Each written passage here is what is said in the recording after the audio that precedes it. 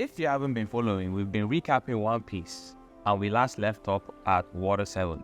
If you haven't watched it, check it out, and the rest of the other videos on our channel. So let's get along with Enies Lobby. Starting off hot, the Straw Hats invaded Enies Lobby, which is a government island floating around in the middle of a deep hole in the ocean. You naughty, you teasing me, you naughty. And since this is a 5-minute recap, we're just gonna speed run through everything. So starting off, the Straw Hats are in Enies Lobby to rescue Robin, who has been kidnapped by CP9 because she's the demon child that can destroy the world. So Luffy rushes in to meet up with Blueno to get his lick back after being beaten up the first time in Water 7. And get his lick back he did, as he quickly packed him up with the introduction of Gear Second.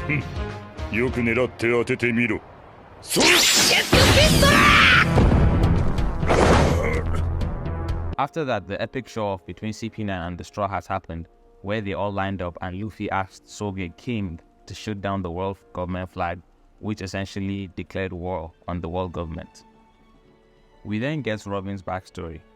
Robin as a child was bullied because of her devil fruit powers. She also didn't have a mom and she was living in her abusive auntie's household, like Cinderella you might say.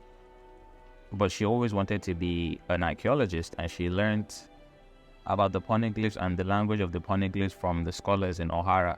She grew up in Ohara, which was basically a knowledgeable town, and they were researching the Void Century using information from the poneglyphs, which was illegal according to the government. Long story short, Luffy met a giant called Saul who was actually friends with her mom, and he became her first real friend. But then a buster call was called on Ohara because the government found out they were researching the Void Century. The buster call is essentially 10 marine ships that are gonna come and bomb the island to oblivion, which is what happened.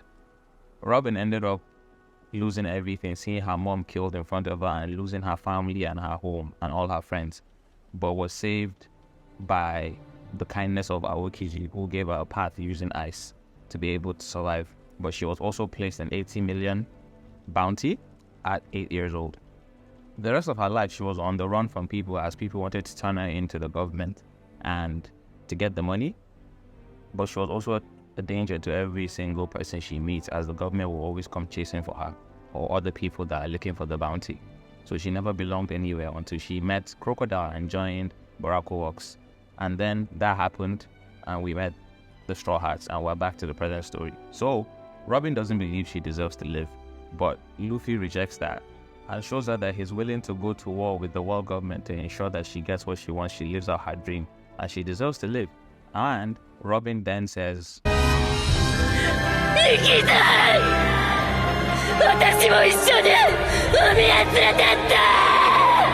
after Robin declares that she wants to live, it was all gone blazing from then.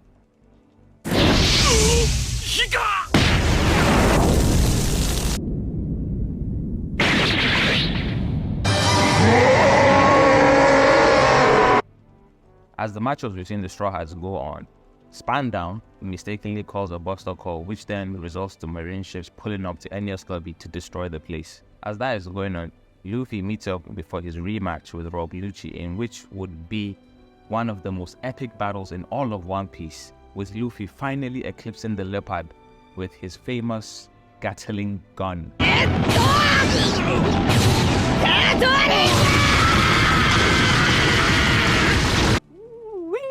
I love that. After the fight, the island was being destroyed by the buster call, and the Straw Hats heard a voice telling them to jump. The voice was Mary, who came to save the crew after asking Iceberg to patch him up. So the crew jumps into the ocean and is saved by Mary. Mary finally then breaks down after a long journey with the crew and was beautifully sent off.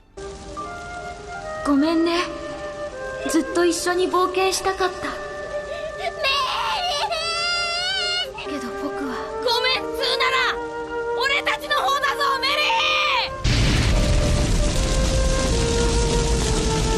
ー。 Tears, I'm telling you guys.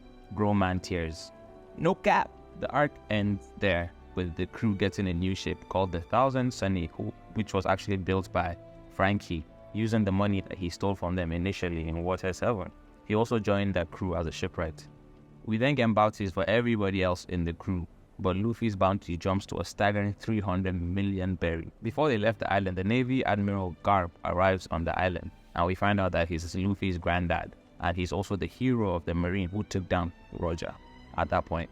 We also find out that Dragon, who saved Luffy in Logtown from Smoker, was actually his father, and he's the most wanted man in the universe, and also the head of the Revolutionary Army. We also find out about the Yonkos, which Shanks is one of them, and they're the strongest pirates in the sea. We had a little reunion between Kobe and Luffy. That was nice because we got to see their friendship. Usopp finally apologizes for his stupidity earlier on in the arc, and he joins the crew and they head on. Before the final arc ends, important things happen. Shanks and Whitebeard meet, and Shanks met Whitebeard to warn Ace, or to pull back Ace from chasing Blackbeard, because Blackbeard is the real deal and he gave Shanks his scar in the eye. We also top it off and end it with Ace versus Blackbeard, which, as we'll find out in the future, has extreme consequential results towards the future of the story. But that brings us to the end of Enies Lobby. Don't forget to comment, like, subscribe. Catch you in the next One Piece arc recap. Peace.